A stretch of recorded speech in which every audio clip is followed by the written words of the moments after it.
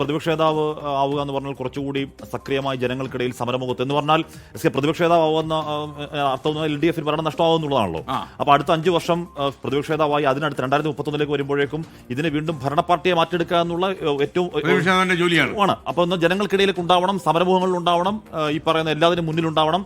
അപ്പൊ അതിനുള്ള ഒരു യൗവനം ആരോഗ്യാവസ്ഥയൊക്കെ ഉണ്ടാവണം. അപ്പൊ അതിന് പകരം ഒരു യുവ നേതാവ് പറഞ്ഞ പോലെ അങ്ങനെ ഒരു പ്രതിപക്ഷ നേതൃസ്ഥാനം ഏറ്റെടുക്കേണ്ട സാഹചര്യം ഉണ്ടായാൽ ആ വഴിക്ക് അങ്ങനെ വഴങ്ങും എന്ന് എനിക്ക് തോന്നുന്നില്ല. അദ്ദേഹത്തെ അറിയാവുന്ന ആളുകൾക്കൊന്നും അങ്ങനെ വിശ്വസിക്കാൻ പറ്റില്ല.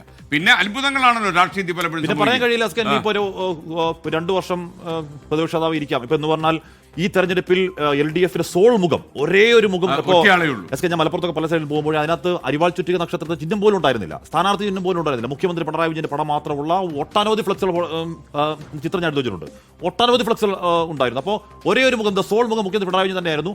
അപ്പോൾ അദ്ദേഹത്തിന്റെ നേതൃത്വത്തിൽ ഒരു പോരാട്ടം നടത്തി പരാജയപ്പെട്ടാൽ, ജയിച്ചാൽ മുഖ്യമന്ത്രിയാവാം, പരാജയപ്പെട്ടാൽ ഞാൻ മുഖ്യമന്ത്രിയാവാനില്ല, അല്ലെങ്കിൽ ഞാൻ പ്രതിപക്ഷ നേതാവാനില്ല എന്നൊരു പ്രശ്നമുണ്ടോ എന്നറിയില്ല. അത് കാരണം കുറച്ചാൾ ഞാൻ പ്രതിപക്ഷ നേതാവാം എന്നൊരു എത്തുമെന്ന്